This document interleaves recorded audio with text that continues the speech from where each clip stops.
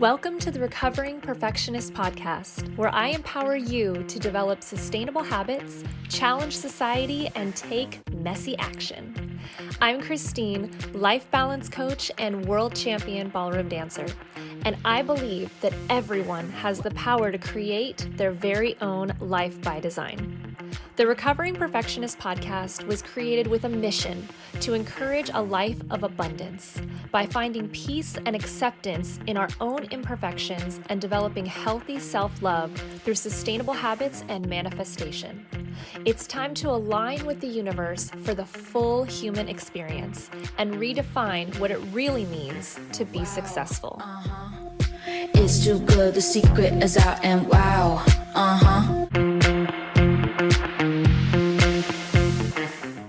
Welcome back to the Recovering Perfectionist Podcast. I am so happy that you all are here today. I have the most amazing woman on the show with me today. Her name is Kristen Jenna. She doesn't know that she changed my life, but she did. And she is a manifestation coach and spiritual guide, all of the things. We're going to get into all the things. Kristen, I just want to thank you for taking the time to be here with me today. Of course. What an intro. That was so sweet. I'm so honored to hear that I changed your life, and I'm really happy to be here. So thanks for having me. Yeah, absolutely. Absolutely. This is long overdue, I feel. Kristen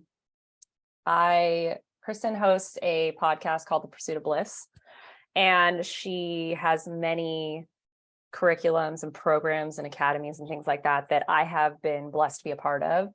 And she has really helped give me the confidence. I think the biggest thing that you did for me, not just certifying me and all the things, in coaching, but you made a tough exterior woman feel her feelings. My favorite thing to hear. That is where it started for me. Mm-hmm. So I want to get into all that because there's just so many things I feel like we can cover, but I just really want you to just kind of give, I know it's gonna be hard, but a little bit of a Cliff Notes version of kind of, who you are and kind of your value system and kind of, that kind of thing. Right. So I'm Kristen Jenna. I, like Christina said, am a manifestation coach. But the definition of that has really evolved over the past few years. Since I started. Like, I think, Christine, when you first started working with me, I think the way I was teaching is so much different than it is now. And so, like you said, it's so hard to give this Cliff Notes version of what I do and my values because it's evolved so deeply. And the place it is now, it's almost hard to describe it in words, the work that I really do. But you kind of, if we were to summarize it, you kind of did it. I help people feel their feelings. Yeah. But that sounds a lot more simple than it really is, a lot more simplified. Yes. But the truth of it is the way I teach manifestation now is really learning to attract and magnetize to us what is in alignment with us without having to effort or overforce it. Not saying that there is no effort, but not having to force effort, not having to fight with life to get what we want. But in order to get there, we have to unleash our natural magnetism, like this radiance we have within us, but that can only be released if we break down the walls around our heart, which means we have to be willing to feel our feelings and a lot of really deep pain that we've been hiding there for a really long time. And it can be difficult to do. And it takes a lot of courage to actually go there because you have to face some really dark depths within yourself. Well, things you don't even know what you might find. That's the scariest part, I think. That is, well, you know what I think is even scarier is on an unconscious level, you do know what you're going to find. But your conscious mind is almost hiding it from you because it doesn't want you to go there because it's so scary. Right. So there's like a piece of both. There's like, ooh, a part of me knows what's down there, doesn't want to go. And this other part of me is unwilling to even think about what's down there and also doesn't want to go. Right. And so to move past that, it can be really challenging. But, when we're willing to do that, when we're willing to feel everything that is here for us and we shift our relationship to the present moment and all of the sensations that we're experiencing, that's when we begin to actually magnetize what is meant for us. Because we kind of unleash all parts of us, especially the parts of us that feel, like we said, really scary, really dark, really icky, and have been hidden for a reason. Yeah. definitely. So yeah, so I talk about this a lot on my podcast, that I grew up with, a very positive childhood. My parents are very positive, always pushing me to do all the things that I wanted to do. And especially my dad, like, it was all about, if something's going wrong, like, let's look at the glass half full. What's the positive side of things? And I think, or let's go out and have fun. Let's go dance. Let's go do this. And that felt like a distraction. Like, after a certain point, it worked up until it didn't. And then it got to a point where when you came into my life and started like helping me unlearn some of these, what I now call defense mechanisms that were helping me just get through life. Because I grew up in a very, as competitive athletic field that was all about judging and perfectionism and all these things. And really, like, feeling your feelings, like, you feel them, but in a very acting way on the dance floor when you're doing a sexy rumba or you're doing a angry paso doble, but you're not like if you're tired from jet lag, like, it doesn't matter, you got to get on the floor, So when you started helping me understand to hold white space, to create time and space for me to actually digest what was happening in my life and not just distract myself. It was really hard for my dad and I, because he felt like he was seeing me depressed. And I was like, well, I mean, I'm just, as you call it, going through the mush, right? Right. I'm going through it. I'm becoming a butterfly. I'm doing all the things, but it took so long for me to reprogram my brain to understand that, like, this is a normal feeling and I kind of have to go through it in order to get to the rainbow on the other side. Yeah. Because I wasn't raised that way. I was raised like, quit being sad. Let's be happy. Let's figure it out. Like, there's a good side of this. And it's like, yeah, there is, but like, this is helping me heal and go through my trauma, no matter, big, small, it doesn't matter. Trauma's trauma. And allowing me to understand how to kind of close a chapter on certain things so that I can actually move through with better intention and stronger, a stronger mindset, because it's not plaguing me anymore. Instead of just putting a Band-Aid over it, and it's like, let's go dance and distract ourselves and let's move on. And then it just keeps popping up. Yeah. I mean, the Band-Aid is the easy thing to do. And I think a lot of us were raised very similar. Be positive, be grateful, don't cry, or we get in trouble when we get angry, or we're told to shut up, or whatever. Everyone has a different story. But so many of us become adults who've learned to push away our emotions. And what happened is we learned at a very young age that, as we perceived, we were less lovable when we were in certain emotional states, right? If I'm too stressed, if I get too angry, if I'm too sad, whatever it might be. Don't be dramatic. Exactly. I'm not going to receive love. And so we push these parts of ourselves deep, deep down. And we learn to just, like you said, put the Band-Aid, be happy, be grateful, just ignore the tiredness or the stress. And, these, like you said, defense mechanisms or patterns, whatever you want to call them, did serve us for a time period. We needed them to survive. So they're not bad. But we become adults who now no longer need them, and they can block us if we don't rewrite them. And so what you're really doing, like you said, you almost felt like you were depressed for a time period, and it can feel really overwhelming, because when you bring these parts of you to the surface, when you allow yourself, you validate yourself and allow yourself, give yourself permission to experience the pain that you pushed away your entire life, it can be overwhelming. But what you're really doing, what you're rewiring on a subconscious level is, I am lovable in this state. I no longer need to hide this part of me because it doesn't feel worthy of love. I am willing to accept and love myself here. Even if it's difficult, I can love myself here. And that, it's like we get to reintegrate these parts of ourselves as we're feeling these emotions. It's more than just feeling sad. You're reintegrating a part of yourself that you ostracized your entire life. And when you reintegrate these parts of yourselves, it's like you're pulling them out of the shadows and bringing them into the light, these deep, deep, dark parts of ourselves. We're becoming more embodied in our wholeness. And when we're more embodied in our wholeness, we become more radiant, because our natural radiance and energy that we've always had is now more intact. It's like we're like retrieving these parts of ourselves. And as we do that, we begin to more naturally become able to attract things to us that are meant for us without having to struggle to do so, because these parts of ourselves that were always a match for what we're meant for are now integrated. Yeah. If that makes sense. Yeah. That was, but in a beautiful way.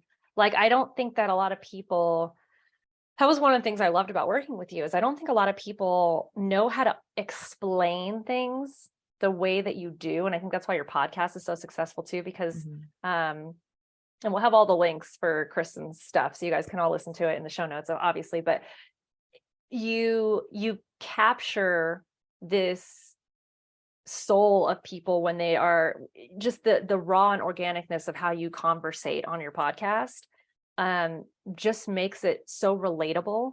And then you go into these deep, dark tunnels and rabbit holes that you're just like, how did we get here? Like, what just happened? I'm always asking myself that. Like, we're all like on board with you, and we're talking about you living in Costa Rica and doing all the things. And I'm like, yeah, like, and this is how you got there. And yeah, that's, you can't let anyone bring you down. And you're like all on this. And then all of a sudden, like, we're in this like deep, dark, like, but not deep, dark in a bad way, like deep, dark in a, wow, we got deep. Like, you so quickly go from, it's like if it's sunny and 70 degrees and now all of a sudden it's like, 32 and snowing in a matter of 10 minutes. And you're just like, how did this happen? But both are beautiful in their own way. And you allow us to see the beauty in the darkness, because there's a beauty there too. There's a healing. And I think that's what it was for me, is that there's a lot of different words that don't resonate with certain people. And I think that's why it gets scary. It's uncomfortable, it's overwhelming, it's traumatic, all these things. But I think for me, I needed to heal, and I needed to figure out who I was, because I was living in the deep, dark shadows of my dad. And still to this day, like, I just went back to Kansas City and everyone's like, oh, you're Louis' dad. Da, da, da. And I'm like, yeah, I'm also like 33 and married now, and I have a new last name. Like, quit living in a time capsule, but like, it doesn't trigger me as much anymore, because I've found who Christine is, not just as my own woman, but now I'm a wife, and I get to define who I am, not just because I'm someone's kid, and so by doing that, just finding those dark places, but realizing that there's healing in that. And when you come out and see the light again, you feel so much more just strong and empowered and standing in your own space, and not feeling like anyone's defining you. Like, what is your favorite color? What is your favorite food? I mean, a lot of those things, like, I thought I knew, and then I was like, wow, I don't think that's me. That might be just what's I'm absorbing in my environment. Yep. And we get so trapped in that. You know what I mean? I mean, it's easy to. And I think most people, I would say almost everyone growing up, a lot, I would say like, 80% of our personalities, of our likes and dislikes, our way of interacting with the world, is all kind of survival instincts and defense mechanisms that we built in childhood. And that's not necessarily a bad thing. But when we become so attached to this identity of who we think we are, and we're unwilling to stray from that, that's when we get really, really stuck. Because in order to break free from, really, in order to have the life that you want, have more freedom, which everyone wants more freedom, to have more freedom, you need to break free from the old identities. And in order to do that, you need to go through the death of those parts of you. Yeah. And that can be part of what we're talking about, this deep, dark, kind of scary, I don't know what you call it, time period, I guess. Or like you say, mush, I call it like mush, the void, dark night of the soul, whatever name you have for it. But that's part of the experience, is being able to let go of parts of you that are no longer in alignment with who you're becoming. And that can be really scary. It can be really uncomfortable. It can be really sad. It means facing the truth of, I don't know who I am. And that's okay. I don't need to know who I am. I don't need to have the answers. And I actually don't need to stick to one identity. And on top of that, like you were saying, you don't get triggered as much by your dad. When you go through this process, you're letting go of parts of you that were built off of receiving love unconsciously. Right. And that is also scary, because that means, oh my gosh, I'm no longer protecting myself to make sure that I'm not rejected. Right. That means that I'm the one who's in charge of making sure that I receive all of the love that I need. And that's a big, big, big task. Well, and I think that's where people have the disconnect, is they're like, I can guarantee I'm getting my cup full from these people. But if I cut myself off from that, or if I start to change my ways or change my opinions on things, I may not receive the same love, and I don't know how to fill my own cup. Yeah. And that's the thing, is if we taught kids how to fill their own cup, they wouldn't be searching for external love. Yeah. I think that's really important. Teaching them how to fill their own cup, and also teaching them not to be afraid or to reject what is a natural part of the human experience. Mm-hmm. Teach them how to honor every sensation that they feel in their Right. body and in their life, and to be present with those, because then we would never go through this fragmentation process, at least Mm-hmm. not to such an extreme where we're fragmenting all of these parts of ourselves and pushing them away, like we're Right. saying, to receive love. And so if that was taught at a really young age, then we would, and I'm hoping the next generation, it's like each generation we're getting better and better, and so maybe Yeah. we'll be there. But from a young age, learning that, so we don't have to go through these deep processes like you and I are discussing. And I truly believe that us having the courage and the bravery to go through these deep, deep, deep processes, these deep, identity deaths, and Mm-hmm. going deep into our pain and all of this, it's really difficult. But I believe that us doing this is we're saving the next generation from having to do it.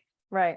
Because Or just having an easier path to doing it. I think about that all the time, when my husband and I start talking about having kids and all that stuff, which has always been, a huge fear of mine, as you know. And I've been working through that. I've actually been doing hypnotherapy classes and working through a lot of those fears. But I'm excited for the raising them part, because I'm like, oh my God, I have so many tools to share with you. Like, I have so many things to help you parents say that all the time, not make the same mistakes I did, but it's more so like, this is the way the world works, and don't be afraid of your feelings. You know what I mean? Like, but again, we can't be mad at our parents. They don't know what they don't know. And so now they're learning. My parents are now going through therapies and different things like that at 60 something. And we're doing it at late 20s, early 30s something. And so our kids are going to do it even earlier, because the tools and resources are there. The focus on mental health is there. It's a different world that they're going to be growing up in, which I'm very excited about. And the opportunity to rewrite some of this therapy is bad stigma. Yeah. Yeah. I get so excited when I think about having kids in the next generation, because I know there's a lot of talk about, I don't want to have kids. The world is such a scary place. It seems like it's getting worse and worse. We've all had of that this conversation. going on. Yeah. But I understand that viewpoint, and I have moments of that, of course, but I kind of have the opposite perspective, because, my belief is that we change the world by changing ourselves. And I think didn't Michael Jackson say that, right? I'm not sure who said it. I'm sure many people have said it. No, but like, the man in the mirror, right? You want to change the world, change the man in the mirror. Right. Yeah. I think it's just it's like an iconic thing, but it's so true. And I think most people don't actually embody that. And they think we need to change the world in order to make it okay for the next generation. But I think that we need to be working on ourselves to make ourselves ready to raise the next generation, so that they're raised as the people who are ready. Just who they are will already shift the world as it is and the way it operates. And I think it's really important that we bring children, the next generation, into this world in this new energy, frequency, way of thinking, etc. Because that is how we make the world a better place. We don't do it by trying to force the world to be a better place. Not to say that there isn't action that should be taken, but I think that oftentimes this part of it is kind of overlooked. And when I think about the next generation, I feel really excited. Because you're right. They're starting, it's going to be accelerated for them. Oh my God. They're going to have so many tools and coaches and things available to them that we didn't know we needed until we needed it.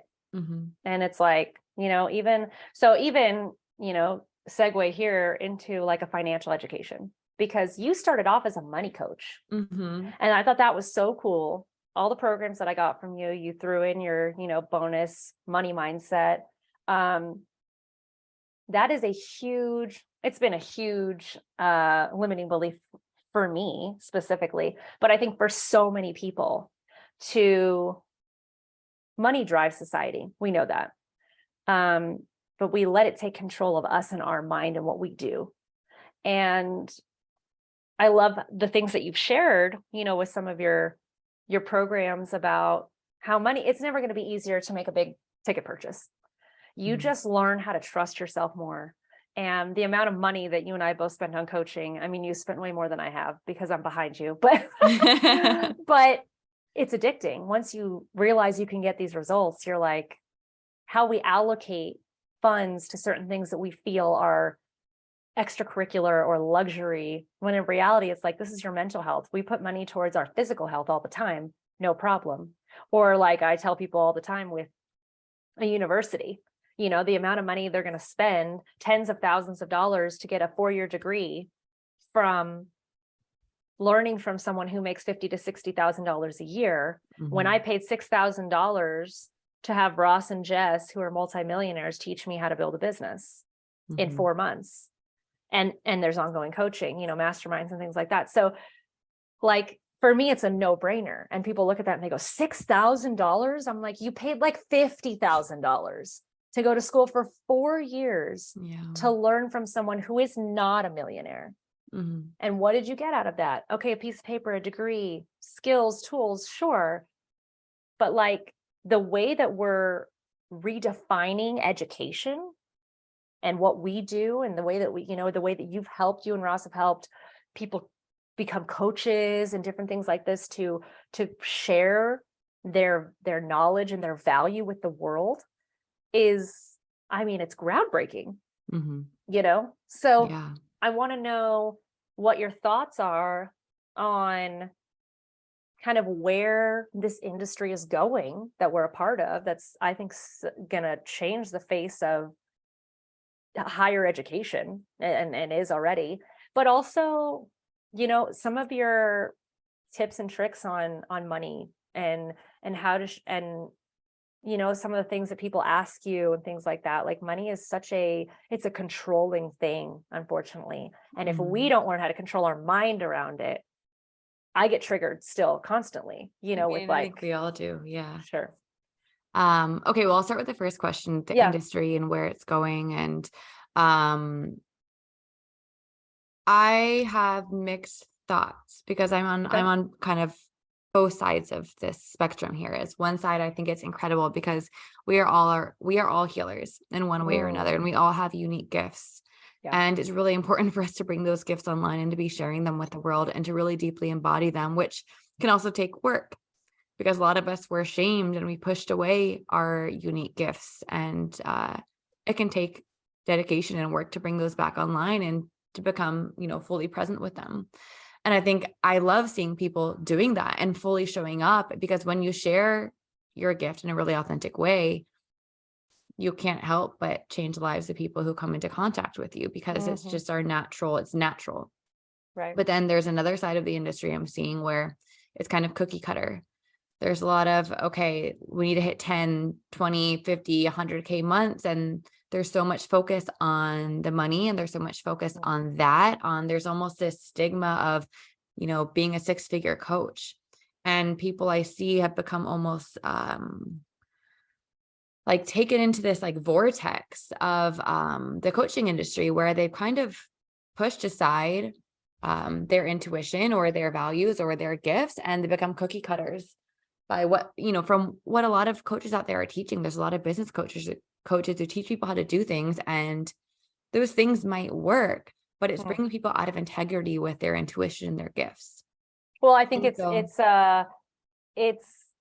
erasing the purpose of why we're here. Like, where's the why? It's not for the 6 figures. That's obviously you want to make a good living doing this because you're spending a lot of time doing it, but why are you here in the first place? To really I feel rejuvenated when I get off a call with a client, whether they paid $5 or they paid $500. You know what I mean? If it's a good coaching session, it's a good coaching session, Exactly. And I think I have so much hope because there are so many people like you, and not to say that I think there's a lot of people who do have that genuine, whatever you want to call it, inside of them. But kind of just got swept away, and they'll find themselves again. And I do have hope for where this industry is going, because I think that there are a lot of incredible coaches out there. And it's some people just have to go through that process of relearning to come back home to themselves, because when I think about my work, and I've been asked this question before, and it's like, my work is not my purpose. I don't consider it my purpose. My purpose is not coaching. It lights me up. I love it. I get off a call and I am lit up, and I love helping people, and I love everything about it. And I know that I'm meant to be doing it, but it's not my purpose. I don't, I find purpose, I think, just like in the way I'm living my life. My purpose is following my heart, following my soul's desires. Like, that is my sole purpose. And so I think that when we put so much pressure on, this is my purpose, I need to get all of my purpose from this, my purpose better be successful, I need to change as many people's lives as possible. There's so much pressure that people get caught up in. I need to change a lot of lives and I need to make a lot of money, that they're no longer actually like living from this heart-centered place while doing the work. Right. And so I think it's a big shift to just be in this place of, no, my purpose is the way I live my life. And that just creates this like trickle into every other area of life, including coaching. Yeah. And I think that's an important distinction between people who are moving through this space in integrity and people who are moving through this space kind of really, a lot of people's actions are being pushed by unconscious pain. And I understand that, because we've all had places in our business where that happens. So I think right now the entire industry of coaching is going through a death and rebirth process. I agree. I can see that happening for sure. Yeah. I think, this now it's popping up as you're saying this, the biggest thing you taught me is feeling my feelings. The second thing you taught me is that everything in the world is inherently neutral and we give it value. And as a society, we give a lot of things value, positive or negative value, that we shouldn't, that it is actually like not in our best interest to do so, but it's, it's easy or fun or intoxicating to do so. But I think even with conversations with family members, or like you said, I have to create this. This is my purpose. I have to change lives. It's like you put so much pressure and so much, energy towards that, when in reality, like, the concept of you being a coach is a neutral concept that you put a positive or a negative spin or whatever on it. And when you move through that in a way that, the surrender concept that you've taught me, this surrender of like, that was so hard for me. I was like, I'm a control freak and everything has to be the way I want it to be. And there's no other way to do it. I use this all the time, the butterfly and the ant concept, right? Where you have the ant on the ground and they can only see so far. And, for me, it was like relationships, it was career moves. I was like, oh, this is it. This is going to change my life. This person's going to be my husband, all these things. And then the butterfly's up here going, yeah, relax. Okay. There's a ton we can of see stuff what's up here. ahead. Yeah. They're higher up. Yeah. They can see what's ahead. And so that the butterfly being the universe, allowing you to be guided. And I was not letting the universe, as much as I was a universe believer and energy and all this stuff, I was not allowing the universe to participate in my journey. And that was holding me back in so many ways I didn't know until you opened my eyes to that, because I was like, well, yeah, of course it participates. That's why I get to do all the cool things. And that's why good things happen to me and blah, blah, blah. And it's like, but I am so like meticulous about making sure that things happen a certain way that when I would get stuck, I would get really stuck, because I wouldn't allow myself to be free like what you do and be like, let me just see how I can feel guided. I'm like, no. Like, these are my options and I'm going to pick one, period, end of story. You know what I mean? Like we got no time to waste here. And I was just always on this time clock. You know what I mean? Yeah, completely. I mean, like everything you're saying, I experienced all of that too. Like, I was just like what you described, maybe 5-6 years ago. And it took me a long time to unlearn all of that. And, I can talk about how I live so surrendered and blah, blah, blah. But, surrender isn't something that just happens because you learn the concept of it and you decide to try it. Right. It's so much deeper than that to actually learn to embody it. And it has to do with what we're talking about, being able to feel and be with the sensations in each moment. Because like I said before, we all want freedom, and we think freedom means having more money or having more time or all of these things. But what we really want, like what freedom really is in our relationship to each moment and how we're feeling. Right? Because would we feel as anxious about this choice if we felt neutral about the sensation of rejection, right? If we knew that it could just move through us and we weren't resistant to the feelings of rejection, or we weren't resistant to the feelings of sadness or whatever it is that we're afraid of, because all of our actions we take, that you're describing from this anxious energy, are all in avoidance of feeling something. Like, why do we try to control our reality? Right. We control it so that we don't have to feel rejected, so we don't have to feel like a failure, so we don't have to feel not good enough. But what happens when you break down all the walls around your heart and you allow yourself to actually feel and be present with every single sensation? You realize, okay, that was painful, but I'm still here. I'm okay. I can do it. And it gets easier. So that's what real surrender is. It's opening up and allowing yourself to feel. Because when you're in a space of, okay, there is no feeling that can completely break me, I'm willing to face all of them because I've already been there within myself. Then we no longer have to fight with reality to control it, because we're open to feeling anything, knowing that it's always in service of our highest good and our highest path. Right. And what we that's when real resist embodied. persists. Exactly. And that's where real embodied surrender comes from, is coming from allowing yourself to feel every sensation, having a loving relationship with the present moment, whatever that looks like, right? No longer resisting the present moment and allowing in that way life to guide you toward where you're meant to be. All easier said than done. All easier said than done. Like when I tell you the process, gosh, we've worked together. I'm trying to think now. It's been a few years now since we started working together. And if someone would have told me the journey I was going to go on, I'm like, oh, I'm just going to build a business. It's going to be great. Like, we're going to do all these things and I'm going to feel better and great. And I'm like, no, it's not a linear. And I mean, logically, I think we know that, like, especially as an entrepreneur. I've been an entrepreneur for over 10 years. I was just working in other industries and it's never been easy. Like, but I'm ready for the hustle. Like, I'm here for the game. You know what I mean? And so, but I think that's the craziest part too, is that is why now I teach entrepreneurs how to have more by doing less and how to enjoy the journey of building instead of waiting until you deserve a day off. Like, we incorporate rest and play into the process of building your dream life. And I wasn't doing that as an entrepreneur. I was just ready for the hustle. I was ready for the game. And I knew it was going to be hard work, but I wasn't ready to go deep with it and to really like get in there. I just was like, give me a task and I'll achieve it, and I'll achieve that and then some. And it's like, it's not always about that. You know what I mean? There's so much more to it that we don't realize that we're avoiding. Or like when we started talking about numbing, I was like, oh, I'm good. I don't drink. I don't smoke. I'm like, I don't gamble. I don't numb.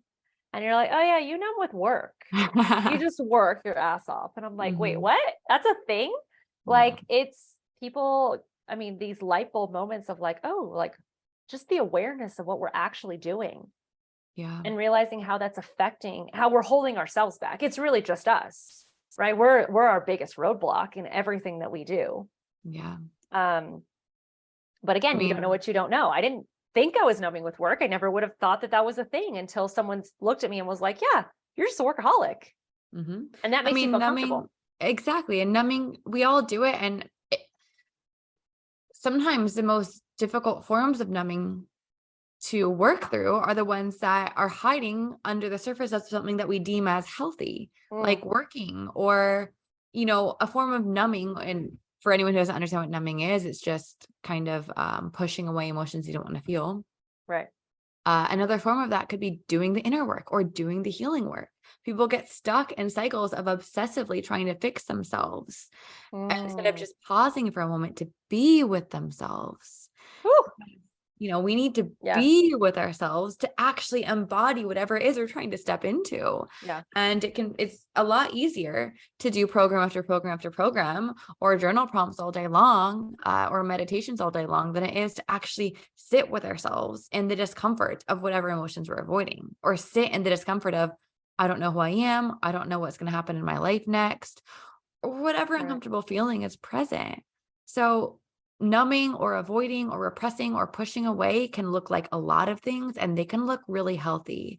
And I think this is another reason why I have a problem with some parts of the coaching industry, is because you look at, pull up 100 coaches' Instagrams and you just see like this perfect life. And then we have people who are dying to learn from them because they want that life. And they think, oh, when I have that life, I'm going to feel this freedom that I want. They must have it. And you have no idea how they're actually feeling because they could have forced their way into that life and they could feel high levels of anxiety at all times. And we would never know.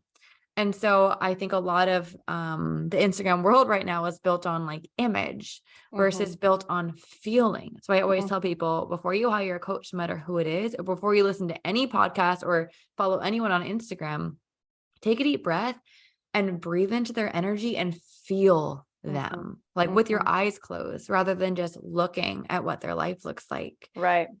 Which is a lesson that I've learned after the years, is it matters a lot more. I care with the people that I interact with more of what is your relationship to the present moment? Is your relationship with your heart? Yeah. Much more than how much money are you making? How much free time do you have? How much do you travel? And this is also one reason I feel like I've stepped back from Instagram a little bit, is because I found some people even looking at my life and thinking this, like, I just need her life and, my life will be better, which is why I love having my podcast, because I can be really candid and really share what the process really looks and feels like, because it can be so glamorized. Yeah, glamorized. And yeah, so I love that. It's really important. I would say the number one most important thing is your relationship with the present moment, your relationship with your heart, your relationship with the sensations that move through your body. That's where you find freedom. And that's where all else will come from, that you're desiring. And you can hustle your way and you can force your way and you can manipulate your way into any kind of life you want. But I can promise you, it's not going to feel the way you think it's going to feel until you're willing to be with yourself first. Definitely. I agree with that. And that's the person we're avoiding a lot of times, right? It's so easy to be around groups of people and not sit with ourselves. I mean, I was doing that all the time. I was surrounded by hundreds of thousands of people all the time, and I rarely had time to myself. Yeah. And so like being able to have that, create that intentionally, because if you don't schedule it in, it's like self-care days, it'll never happen.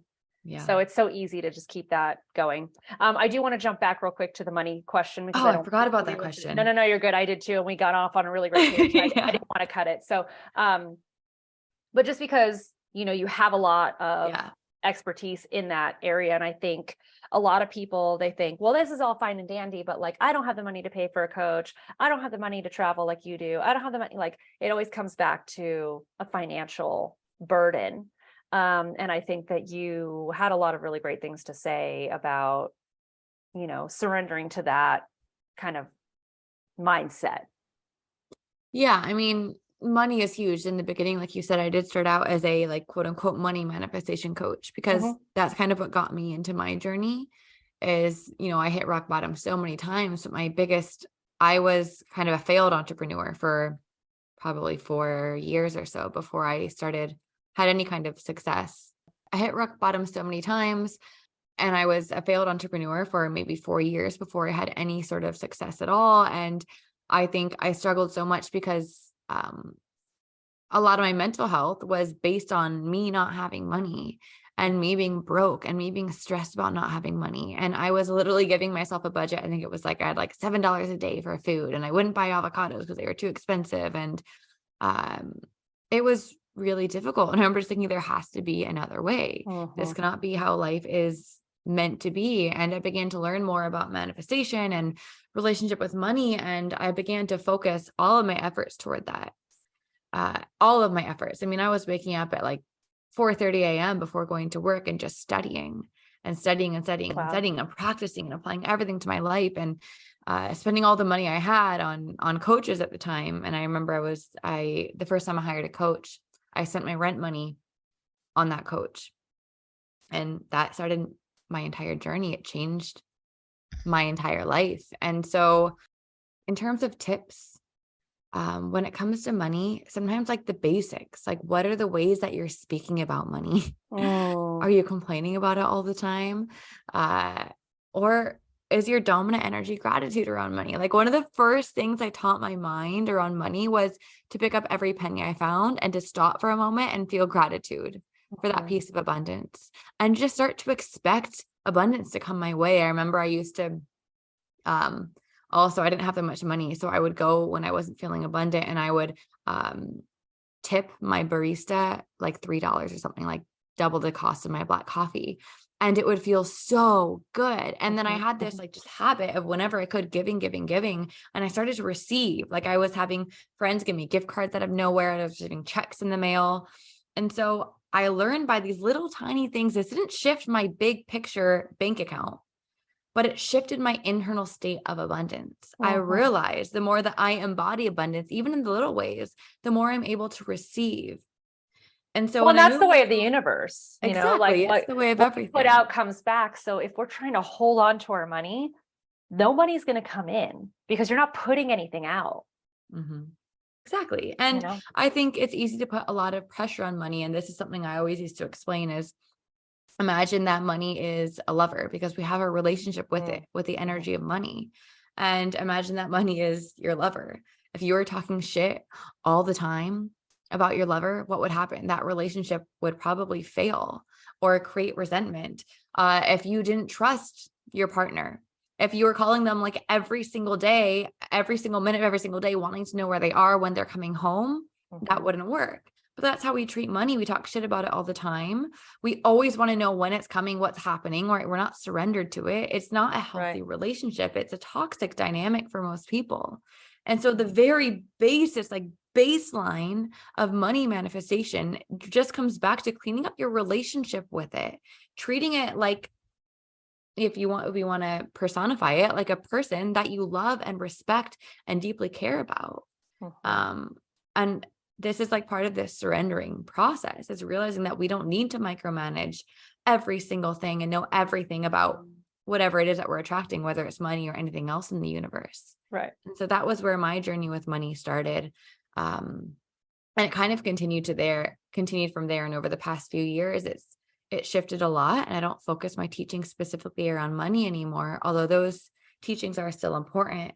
I've kind of moved to a place of fully focusing on internal alignment and realizing that any place in our life, including money, that we have higher levels of distrust is a reflection of our level of distrust within ourselves or with the universe, with God, with life itself. And so when we come back to ourselves each time, when we start to clean up those areas, we naturally will feel more trusting in the other areas of life. And so we oftentimes don't even need to put all of this focus and effort on cleaning up or manifesting money. And sometimes that can even be an avoidance of whatever the real pain point is deep within us.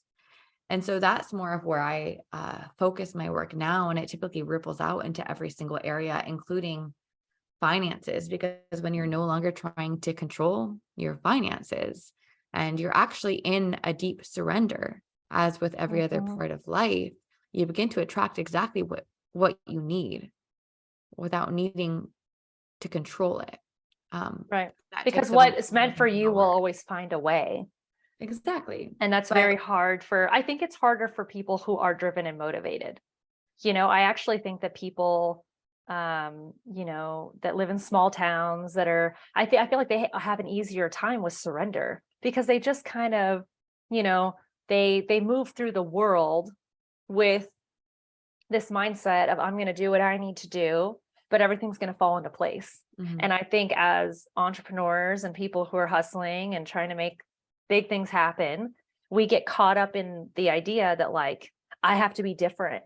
I can't be the person that's going to sit back and just wait for life to happen, because that's not how it happens. We know that.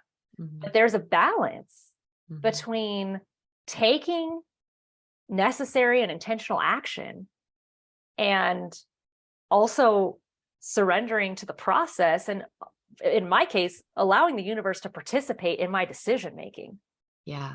You know what I mean? I was just the one calling all the shots, and the universe wasn't able to play a role at all, even though I thought it was.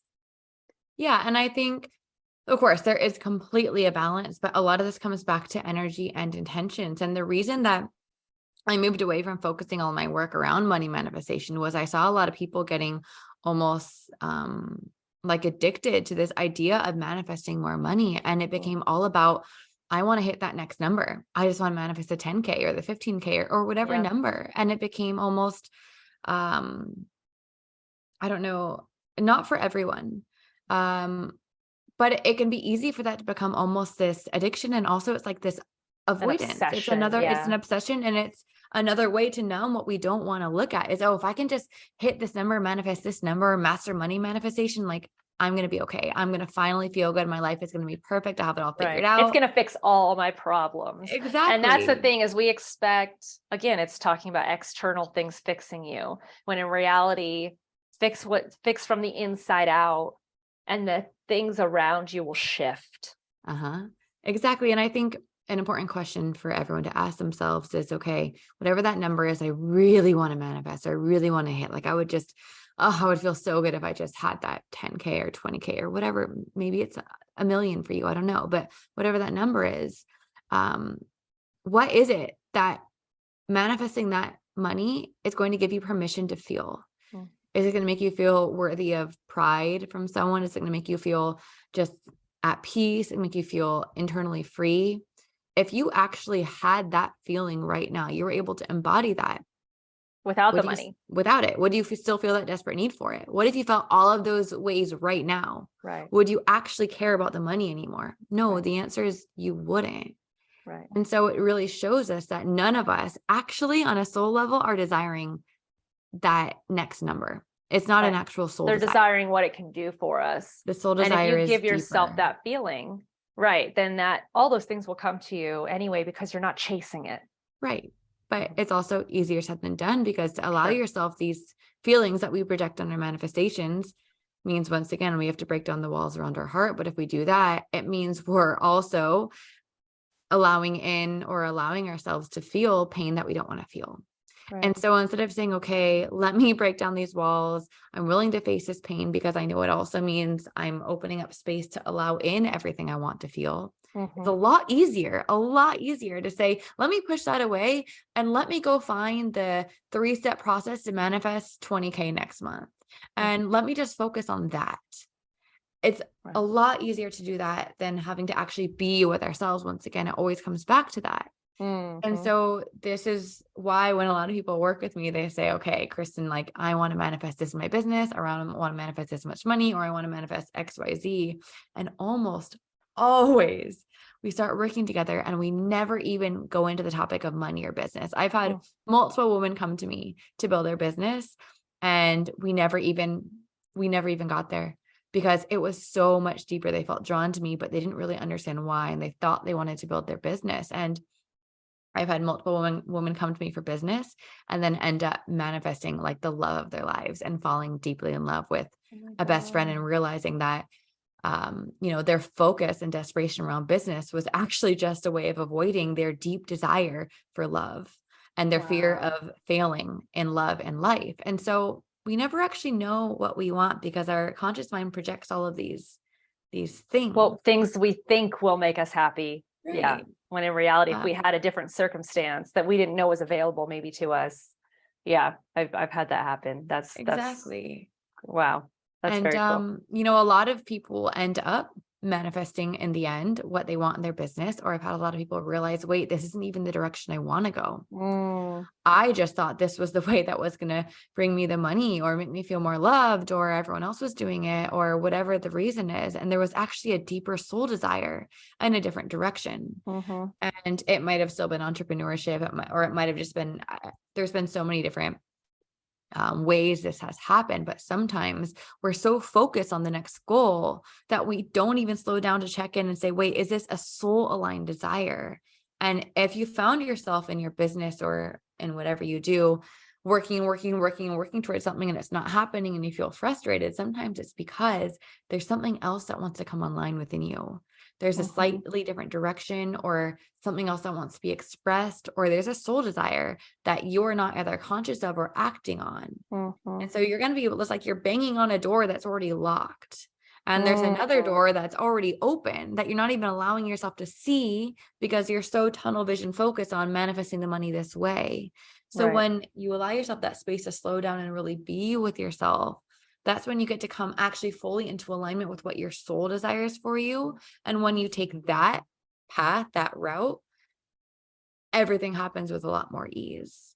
I like saying these days that helps me as a good reminder is being stubborn with my goals, but flexible with the methods.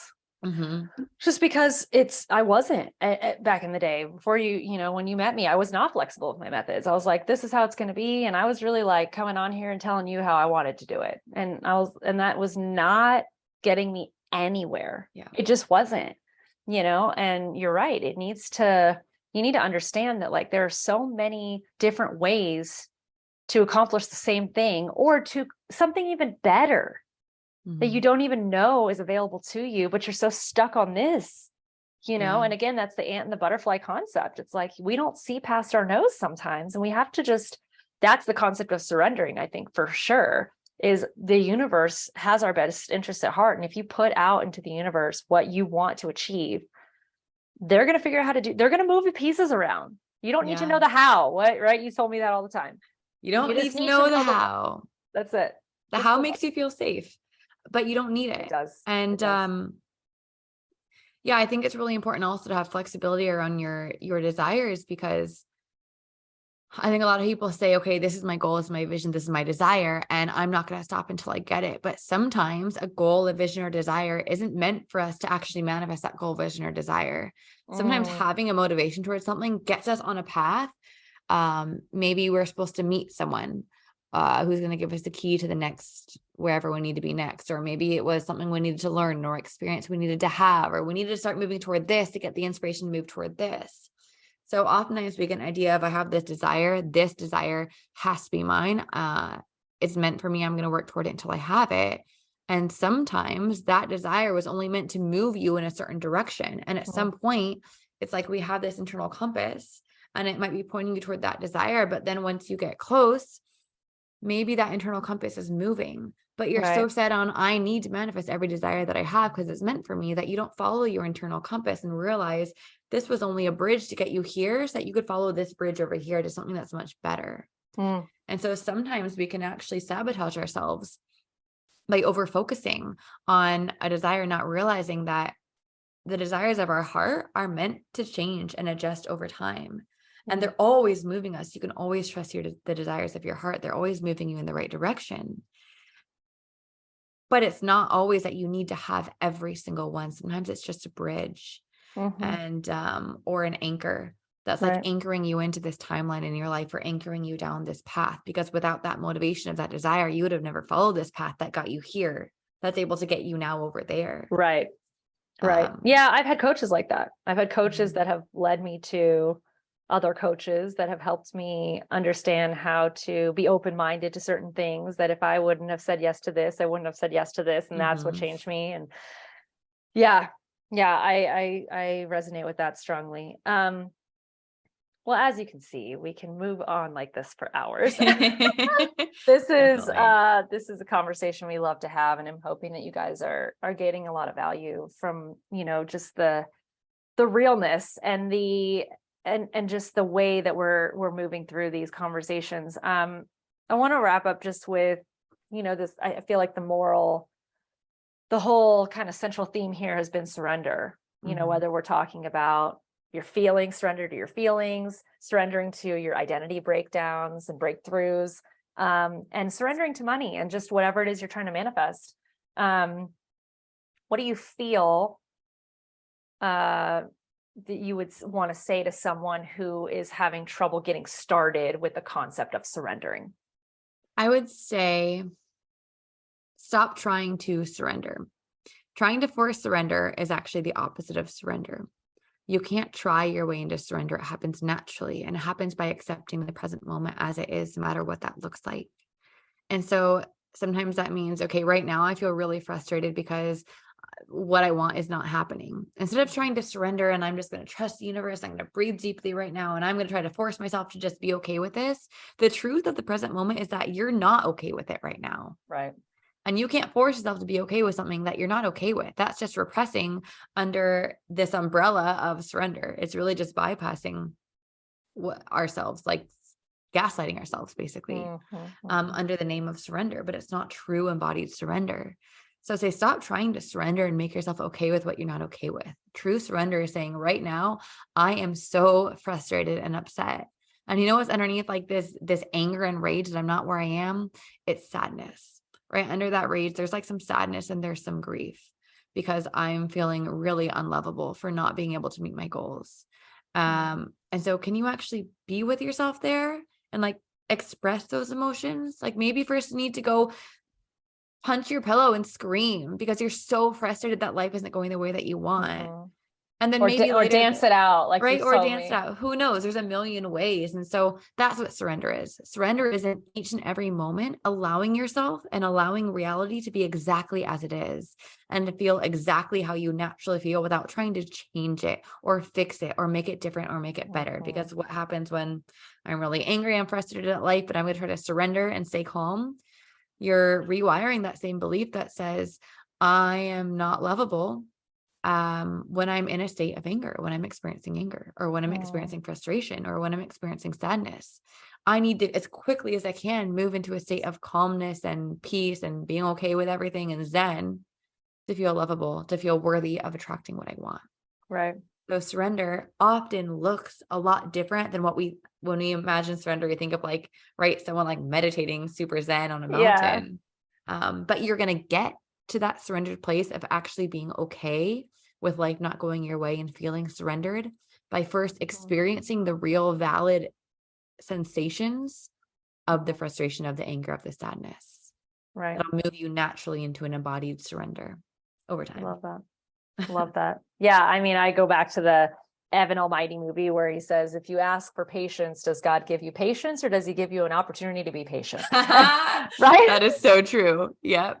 Right. 100% of the time. So, and anything that you're going to ask for, it's, you're going to be, I don't want to say tested, but you're going to, move through some life experiences that are going to, try your, your new way of thinking. And that is when I knew that the work was working, was when I would react differently and more preferred, that I was looking for, to situations I had already been confronted with. And I was like, oh my gosh, old me would have done this and new me did this. And I'm so proud of myself for that. And that's when you really see the work working, and you start to not, I don't want to say it like you don't care, but you start to like not care as much about being in control and things going your way, when you know that like what's meant for you will find it. Will find you.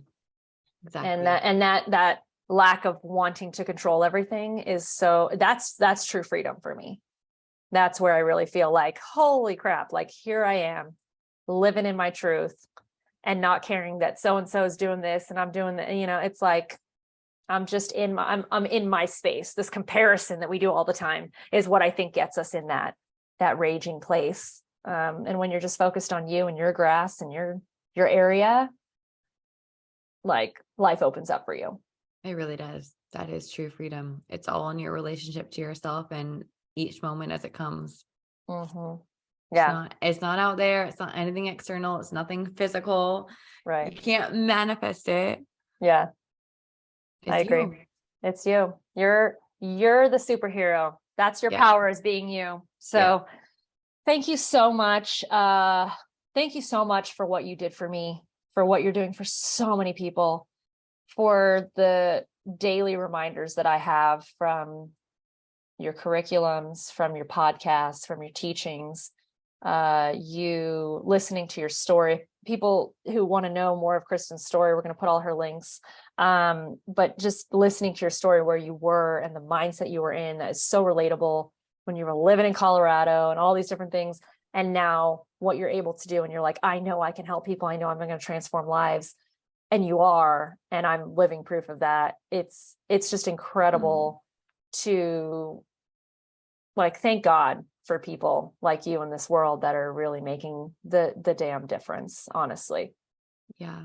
So Oh, that means the world to me, really. Oh, you're gonna make me tear up. no, absolutely. Yeah, that means the world to me. And this is why it's so important for people to share their gifts unapologetically, really, and to Yeah. do whatever work you need to do to allow yourself the permission to show up fully as all that you are, because it's scary. I Terrifying. have vulnerability hangovers all the damn time, and Mm, it's still scary and difficult for me, but I continue to do it.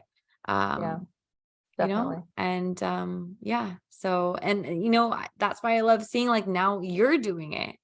Yeah. And Well, you that's the gave me the beauty of this confidence work. to be like this, you can do this too. And I knew, luckily I grew up with a lot of confidence. So I knew that I had a lot to share. But you get into this societal world of like, oh, degrees and all this stuff. And then how am I going to do that logically? And how am I going to spend all this time and financially? And you get into all the logistics of it. And you're like, let's just focus on, you know what I mean? Like you really helped me to hone in on what I could control. Yes. And that was super powerful for me. But you're doing retreats now and internationally, you're doing all kinds of things. You're still doing one-on-one coaching. Tell me a little bit about kind of what your offers are right now.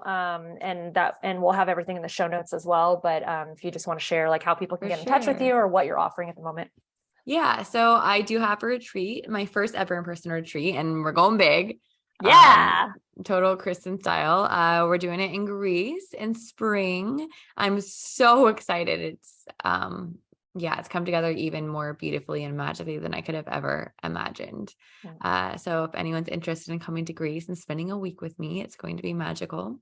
I'm also doing one-on-one mentorship for people interested.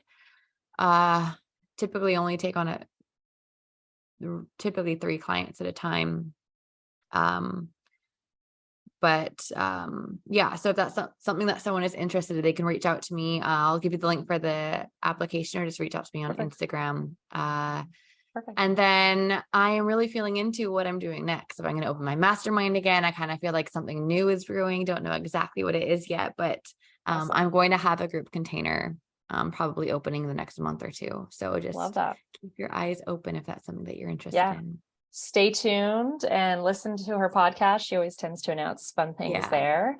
We'll put all that in the show notes. And just thank you again for everything that you're doing. Thank you for being here and sharing your gifts with us and your story. And I just love this. This is a conversation long overdue, and I'm so happy that we've been able to have it. I agree. Thank you so much for having me, Christine. It was an honor. Thank you so much for listening to the Recovering Perfectionist Podcast. I'm Christine, and if this episode resonated with you or spoke to you in any way, please feel free to share. I absolutely love hearing from you guys and your thoughts about the topics based on your experiences. And also, if there's anything you want me to talk about, just screenshot this episode and share it on social media with your comments. Your feedback really helps me to curate episodes that best serve you. If you have time, I would greatly appreciate if you could leave a review wherever you're listening to this episode, whether on Apple or Spotify or any other platform. I'm wishing you a blessed week ahead, and remember, perfection doesn't exist.